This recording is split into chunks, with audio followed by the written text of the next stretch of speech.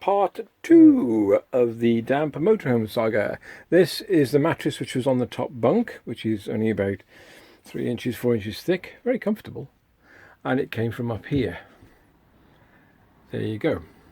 So the next job that I have done, if you've seen part 1 of the motorhome damp, let me just get up.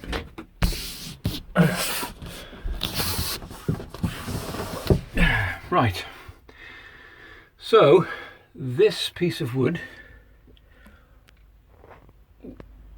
hold on, let me just do something. This piece of wood running all the way across there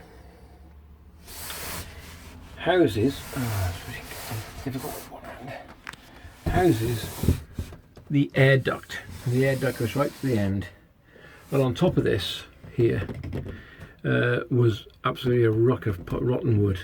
Exactly the same as this stuff, exactly the same. So I removed it because it was so messy that I was going to film it, but it took me 2 hands and a good hoover to get it all. This piece of wood here is held in with these little screws. I've undone them, so it's loose. Okay, and they're screwed through to the next piece of wood via these. It's not focusing very well, is it? Anyway, you get the gist. So I've took this off. On reflection, what I've done, I've cleaned all this. And that's the duct pipe. That's the hot air that blows up into the top of the cab. And I've cleaned all this, and it's not bad actually. We're in the West Midlands, and we've just had the most horrendous downpour. Most of the afternoon, started about 1 o'clock, and there is no leaks. What I've found I've done, at the beginning of the year, there was a slight leak on the seam on the outside, so the window is absolutely nothing wrong with it, it's in perfect nick. I've checked all that. So it was leaking on the seam on the outside. So what at the beginning of the year, I sealed that, I took all the old sealant out, put new sealant in. I will put a link where to get the sealant from as well on the description down below. So what I'm going to do is put this piece back, but first of all I'm going to make the plinth that goes along the top using ply, and that'll do really, because this little plinth at the bottom, it doesn't serve any purpose. It's not strength or anything, it's just a fascia board, and you're not going to see it anyway when you put the new piece back on. And it's not rotten as bad, it's just a little bit spongy in a couple of places, so it doesn't do anything like the other one at the back was really bad. So I'll show you what I've done and made it when I've finished it, which is quite straightforward. It's just a few screws, and to get this out was just 4 screws. Undo them at the end, and that small one, that one there, and then unscrew that to the rotten wood. I've got rid of all the rotten wood. A word of caution here, not with this, but with damp as well.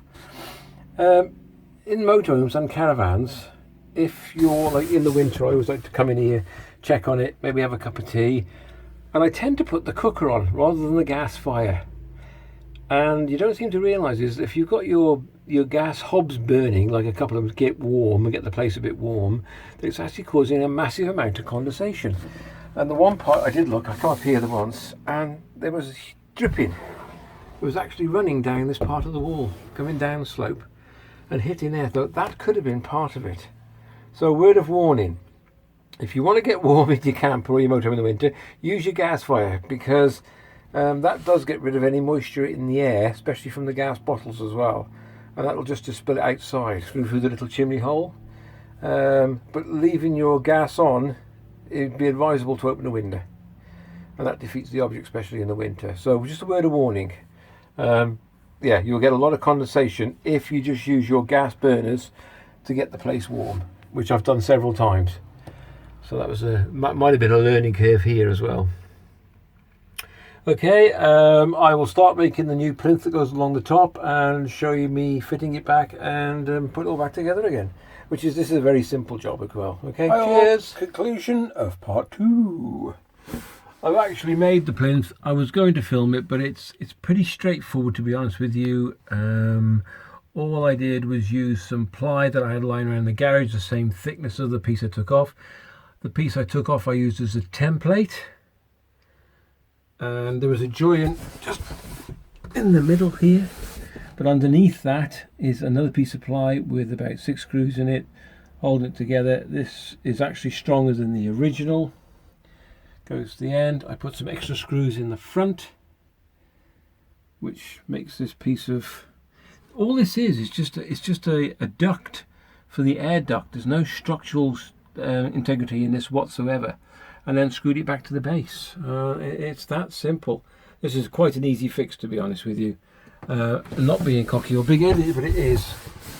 The duct, all I did then was used a hole borer, which I've got, and you don't have to do the same size. You can actually do small holes and just drill it out and then file it. It's quite a simple one.